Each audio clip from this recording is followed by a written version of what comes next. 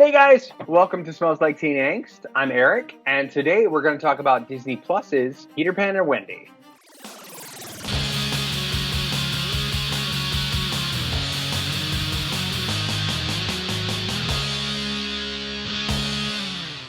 We all know the story of Peter Pan. He is a boy who never grows up and steals children. Come on, everybody, up to Neverland! So this Peter Pan and Wendy is the story that we all know, but done a little differently. The title implies that this would focus a little more on the relationship between Peter Pan and Wendy. I don't think they got the memo. More so, this story focuses a little bit more on the relationship between Peter Pan and Captain Hook. So as we know, the story of Peter Pan and Hook are enemies. In this story, it takes a bit of a different turn. It's really more of a focus on how he became Captain Hook and the relationship with Peter in the past and in the present.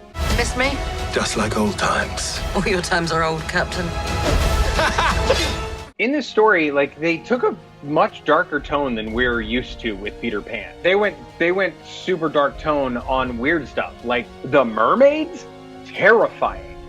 The crocodile, terrifying. The Lost Boys are much more Lord of the Flies than the Lost Boys. They take on adult roles. It's weird. Neverland! Is this everything you dreamed of? I could never have dreamed of this! So one thing that Disney does really well normally is stark contrast between reality, fantasy, or reality, mundane life, magic. They didn't do that in this. Like London, dark, dreary, drab. Neverland, still dark, still dreary, still drab. Like, it didn't feel like Neverland anymore. Jude Law as Captain Hook takes his role very seriously. He was acting so hard. Tiger Lily is fantastic, but you don't see her very much. Wendy, they gave her a strong female lead kind of a role, but didn't lean into it enough. Peter Pan, boring. So boring. What makes Peter Pan exciting and interesting is the fact that Peter Pan is mischievous, and all of these other kids follow him because he is charming and manipulative and fantastical, and Alexander Maloney just fell short on that. And I don't know if it's the writing or the performance. Either way, I wouldn't follow that Peter Pan across the hall, let alone to another world. I was so let down by both Peter Pan and Tinkerbell.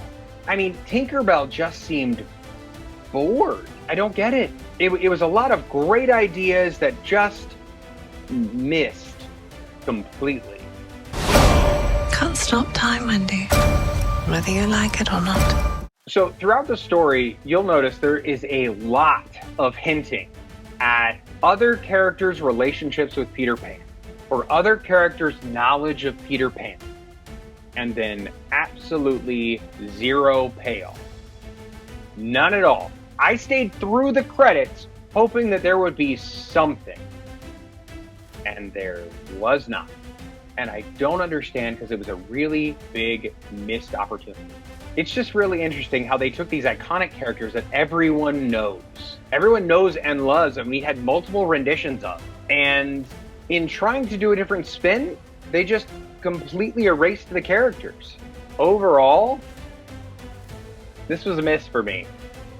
If you have 90 minutes to kill and you want to see Alan Tudyk just be a chameleon in a role where you don't even realize it's him for a couple of seconds, watch the first 15. And then the last 15. All that stuff in the middle is really irrelevant. To grow up might just be the biggest adventure of all. Thanks for watching. I'm Eric. Don't forget to like, subscribe, comment, and ring that bell so you don't miss more angsty videos. Bye!